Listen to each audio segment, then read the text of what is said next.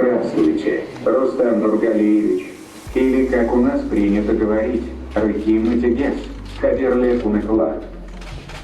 Да, у тебя произношение не совсем татарское.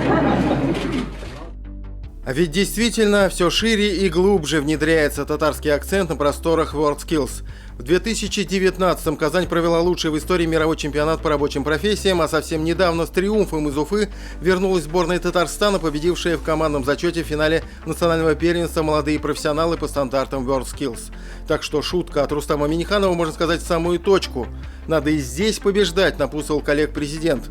Будем прилагать для этого все усилия, отвечали представители Нижнекамска и Казани. Но соперники более чем достойные. В свете последних новостей об объединении группы Таиф и Сибур подобные мероприятия находятся под особым прицелом СМИ, республиканских и федеральных.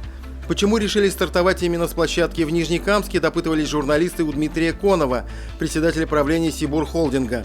Это же не случайный выбор. Дмитрий Владимирович даже слегка опешил, как-то специально города и площадки в Сибуре не выделяли, очередность тоже. Нижнекамск – прекрасный выбор. И, конечно, самый динамично развивающийся промышленный центр благодаря инвестиционной программе группы «Таиф».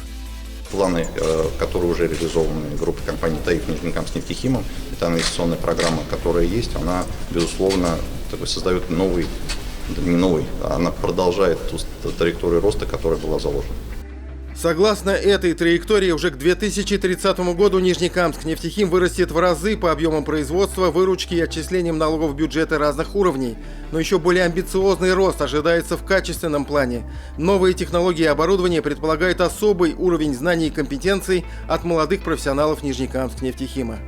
Уровень оборудования, технологий усложняется. Тут простыми арифметическими методами силен не будешь, надо изучать. Большое внимание самообразованию. Но вот такие конкурсы, они позволяют себя проявить, позволяют получить оценку со стороны. Чем больше в наших компаниях будут работать ребят, людей, специалистов с высоким уровнем образования, тем больше мы будем становиться компанией гигантов. Отраслевой чемпионат в Нижнекамске прошел по двум компетенциям. Ребята показали знания и навыки в качестве аппаратчика химических производств.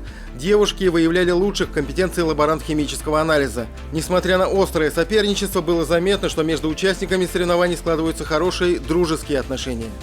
С Нижнекамска, с ребятами мы, конечно, были до этого еще знакомы. А вот Сибура, интересный опыт с ними поговорить.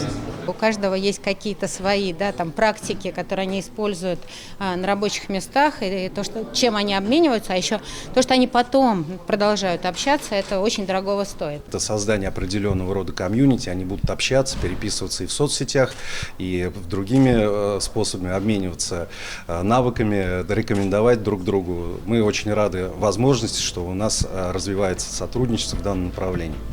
Финальной точкой чемпионата стало подведение итогов и награждение победителей первого этапа. В числе призеров 3 представителя Нижнекамск нефтехима. В компетенции аппаратчик химических производств первое место занял работник завода бутилового каучука Антон Алдарев.